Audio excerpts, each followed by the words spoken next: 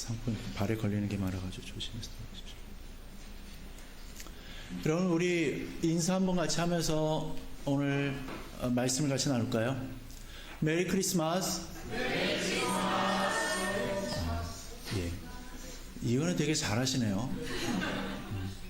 지금 제가 성지순례 갔다 와가지고 하는 거는 인사를 내면은 되게 이제 쑥스러워하고 그러는데 메리 크리스마스는 참 잘하시는 것 같습니다.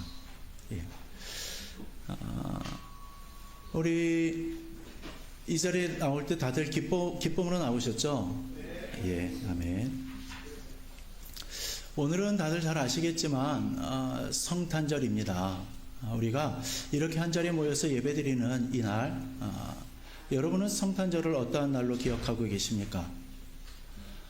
어떤 분들은 성탄절을 이렇게 말을 합니다. 성탄절은 겨울에 지나는 축제의 날이다 라고 말이죠. 그래서 윈터벌이라고도 합니다. 또 거리에는 불빛이 가득하고 또 사람들은 들떠 있고요. 서로 선물을 주고받는 날이라고 그렇게 이야기를 하는 거죠. 또 어떤 분들은요, 이렇게도 생각을 합니다. 성탄절은 기독교인들만의 명절이다 라고 말이죠. 교회에 다니는 사람들만 의미를 두는 날이라고 그렇게 이야기를 한다라는 겁니다. 그래서 성탄절이 다가오면요, 사람들의 마음속에는 두 개의 풍경이 함께 떠오릅니다. 하나는 반짝이는 트리하고 캐롤, 또 웃음소리이고요. 다른 하나는 교회 안에서만 들리는 예수님의 이야기입니다. 근데 성도 여러분, 정말 성탄절은요, 사람들이 생각을 하는 그러한 날이 맞는 것입니까? 그저 한겨울의 축제 같은 그러한 날이나 아니면 교회 안에서만 조용히 지켜야 하는 종교 행사와 같은 거냐는 겁니다. 오늘 우리는 이 질문을 가지고 다시 한번 생각을 해보고자 합니다. 성탄절은 어떠한 날인가? 사실 이 질문은요, 새롭지 않은 질문입니다. 이미 오래전부터 사람들은 성탄절의 의미를 놓고 고민해 왔습니다. 어떠한 사람들은 말을 하죠. 성탄절 날짜가 정확하지 않다고. 또 예수님이 정말 12월에 태어나셨는지 알 수 없다라고 말이죠. 하지만 교회는 오래전부터 이 날을 기억해 왔습니다. 어둠이 가장 길고 또 빛이 가장 짧은 계절, 그 한가운데에서 빛이 다시 시작되어지는 날로 말이죠. 교회가 이렇게 성탄절을 지킨 이유는 분명합니다. 성탄절은 날짜의 문제가 아니라 의미의 문제이기 때문입니다. 성탄절은 하나님의 아들이 이 땅에 오신 날입니다. 말씀이 육신이 되어 우리 가운데 거하신 날이죠. 그래서 성탄절은요, 술 마시고 노는 그런 겨울 축제일이 아니라 하나님이 우리를 찾아오신 날인 겁니다. 오늘 우리가 읽은 요한복음 1장은요, 마혹간 이야기를 들려주지 않습니다. 천사들의 찬양이나 목자들의 그 발걸음도 없고요, 동방박사들의 예물도 나오지 않습니다. 근데 이상하게도요, 이 본문을 읽다 보면 성탄의 의미가 더 깊이 가슴으로 들어옵니다. 왜냐하면 요한복음은요, 성탄절을 하나의 사건이 아니라 하나의 이야기로 들려주기 때문입니다. 성경은 원래 이야기입니다. 하나님이 사람과 나누시는 이야기죠. 말씀하시는 하나님, 다가오시는 하나님, 함께 머무르기를 원하시는 하나님의 이야기라는 겁니다. 그래서 성경을 읽을 때 우리는 설명서를 읽는 것처럼 읽지 않고요, 이야기를 듣는 것처럼 읽게 됩니다. 그리고 그 장면 안으로 들어가 보기도 하죠. 그렇죠? 그리고 또 그 자리에 자신을 대입해 보기도 합니다. 오늘 맞이한 성탄절에도요, 우리는 그러한 마음으로 말씀 앞에 섰으면 좋겠습니다. 태초에 말씀이 계셨다고 합니다. 말씀은 하나님과 함께 계셨고 말씀은 하나님이셨다라고 하죠. 이 말씀은요, 단순한 글자가 아닙니다. 이 말씀은 로고스입니다. 세상을 붙들고 있는 하나님의 뜻이고요, 우주를 움직이는 하나님의 생명인 겁니다. 그 로고스 안에 생명이 있었고 그 생명은 사람들의 빛이었다라고 말을 합니다. 그러니까 로고스는요, 우리가 붙들지 않아도 우리를 붙들고 계시는 하나님의 마음이라는 겁니다. 여러분, 이 장면을 한번 떠올려 보시기를 바랍니다. 아무것도 보이지 않는 어두움, 혼돈과 공허만 있는 모습, 길을 알 수 없는 시간. 그때 하나님이 말씀하십니다. 빛이 있으라. 그 순간 어둠을 가르면서 빛이 열립니다. 성경은 말을 하죠. 그 빛이 어둠의 빛이 돼 어둠이 그 빛을 이기지 못하였다라고 말이죠. 성도 여러분, 이 빛은 단순한 밝음이 아닙니다. 이 빛은 생명입니다. 이 빛은 진리인 거죠. 그리고 그 빛은 멀리서만 비추고 끝나지 않았습니다. 그 빛은 우리 가운데로 오셨습니다. 이것이 바로 성탄절 이야기의 시작인 거죠. 빛이 비추면요, 어떠한 일이 일어납니까? 빛은 겉모습만 드러내지 않습니다. 빛은 숨겨진 것도 모두 드러내주죠. 정돈된 표면만 보여주는 것이 아니라 어둡게 가려졌던 이면까지 비춰줍니다. 사람도 그렇죠. 우리는 다들 표면을 가지고 살아갑니다. 아무렇지도 않아 보이는 모습, 잘 버티는 것 같은 얼굴, 믿음이 있는 것처럼 보이는 태도. 근데 그 안쪽에는 말하지 못하는 아픔이 있고요, 숨겨둔 상처가 있고요, 혼자 견디는 외로움이 있습니다. 근데 빛이신 그리스도는 그 표면만 보시지 않습니다. 우리의 이면을 보십니다. 그리고 그 이면을 정죄하지 않으십니다. 피하지도 않으시고요, 도망치지도 않으십니다. 말씀은요, 빛이 어둠의 빛이 돼 어둠이 그 빛을 이기지 못하였다라고 말을 합니다. 이 말은요, 어둠이 없다라는 뜻이 아닙니다. 어둠이 여전히 존재하지만 그 어둠이 더 이상 주인 행세를 하지 못한다는 뜻입니다. 그러게 성탄절은요, 어둠이 사라진 날이 아니라 빛이 들어온 날인 겁니다. 어쩌면 여러분들의 삶에도 여전히 어둠 같은 문제가 있을 수 있을 겁니다. 해결되지 않은 관계들이 있을 수 있고요, 끝나지 않은 걱정이 있을 수도 있고요, 지워지지 않는 죄책감이 있을 수도 있죠. 그러나 성탄절은요, 그 어둠 속으로 빛이 들어온 날입니다. 요한복음은 말을 하죠. 참빛 곧 세상에 와서 각 사람에게 비추는 빛이 있었다. 그 빛은 특별한 사람에게만 비추는 빛이 아닙니다. 잘 준비된 사람에게만 오는 빛이 아닌 거죠. 그 빛은요, 각 사람에게 비추는 빛입니다. 여러분 한 사람 한 사람에게 찾아오는 빛이라는 겁니다. 그런데 성경은 조금 안타까운 이야기도 함께 전합니다. 빛이 세상에 왔으나 세상은 그를 알지 못하였다. 또 자기 땅에 오셨으나 자기 백성이 영접하지 않았다라고 말을 합니다. 잠시 이러한 상상을 해봤으면 좋겠습니다. 빛이 문 앞에 서 있습니다. 그리고 빛이 문을 두드립니다. 그러나 안에서는요, 괜찮다고 말을 합니다. 문을 두드리면 두드릴수록요, 지금은 바쁘다고 말을 하고 다음에 오라고 그렇게 거부를 합니다. 성도 여러분, 이 이야기는요, 과거 사람들만의 이야기가 아니고요, 오늘 우리의 이야기일 수도 있습니다.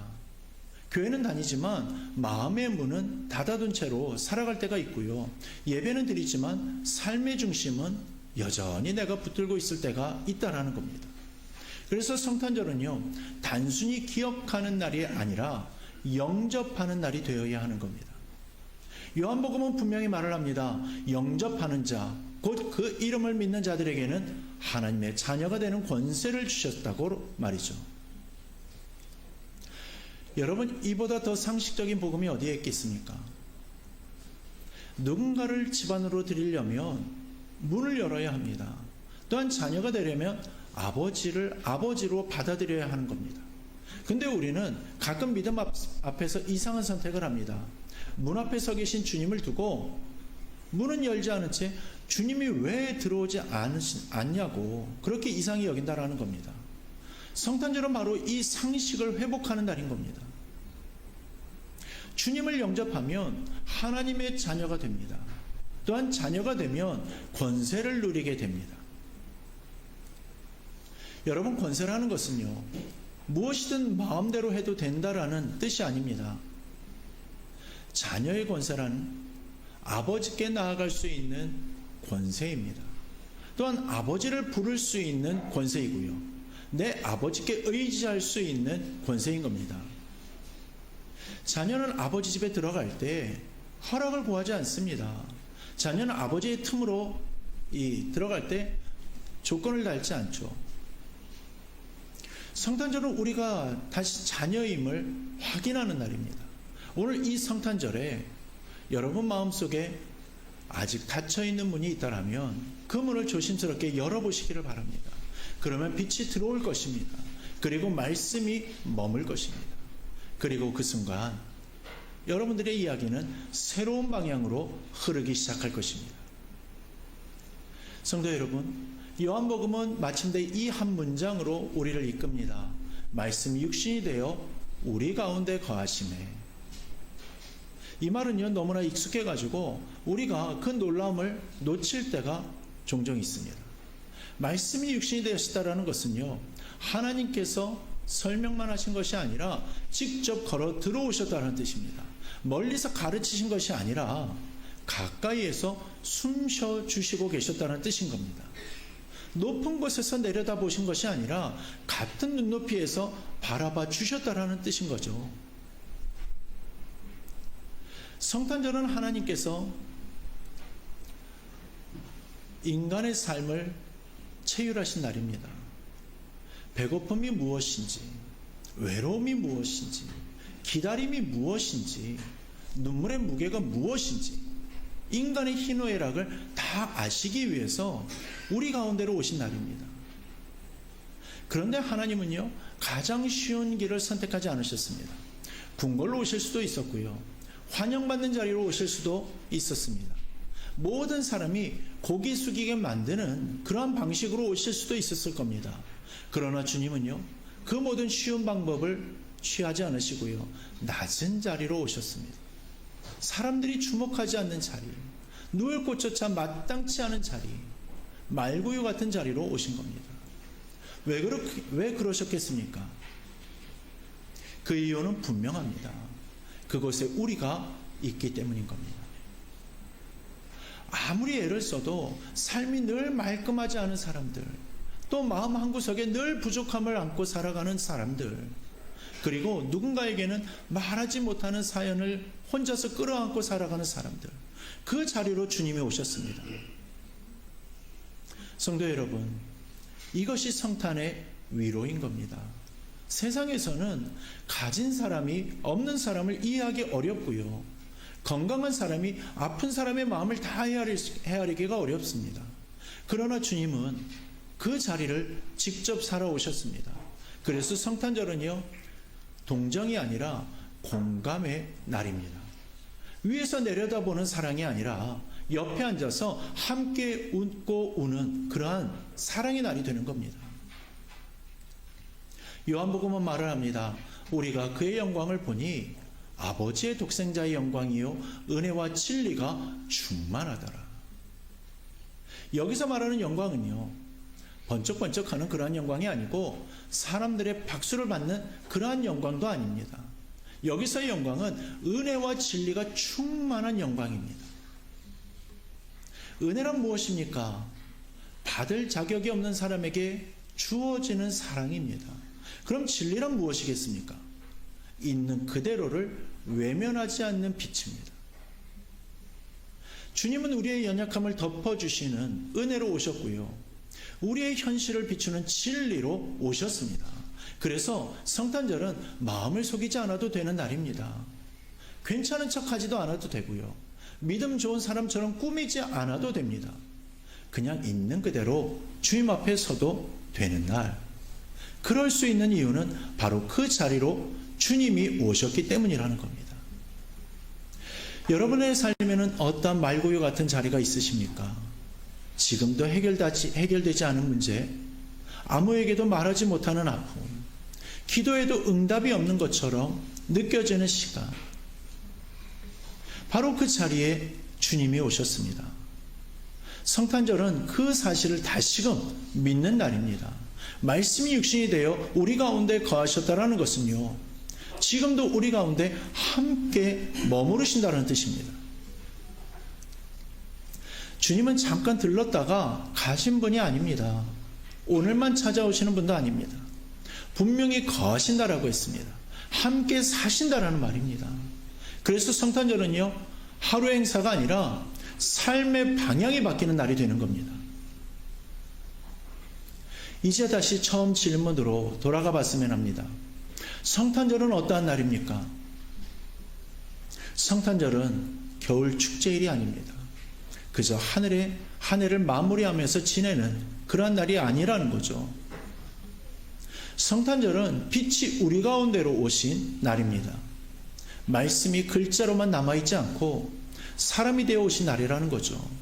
또한 하나님은 멀리 계신 분이 아니라 함께 계시는 분임을 보여주신 날입니다. 그래서 성탄절은 기억만 하는 날이 아니라 응답하는 날이라는 겁니다. 오늘 이날 주님은 여전히 우리에게 오십니다.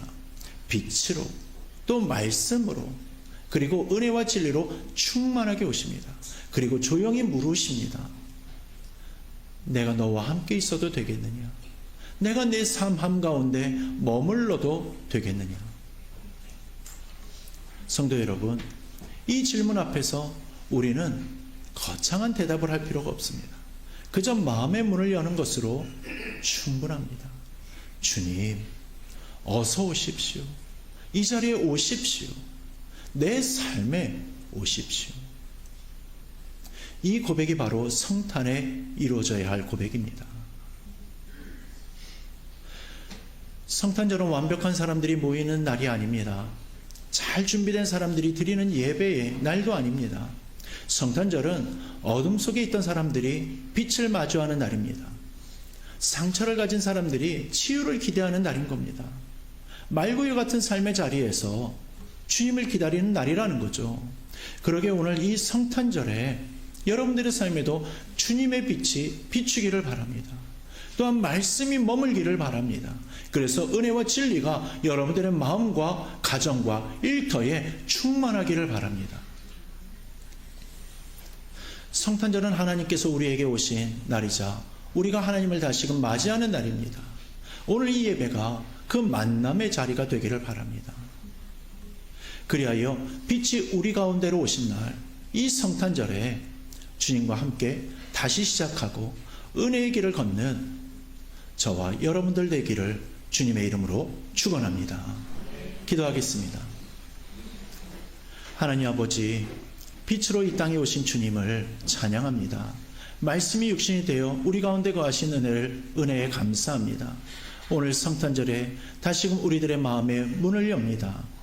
우리 삶의 말구유 같은 자리로 주님 오시옵소서. 그리고 은혜와 진리로 우리의 어둠을 밝히시고 하나님의 자녀로 살아가게 하여 주시옵소서. 빛이신 예수 그리스도의 이름으로 기도드리옵나이다. 아멘.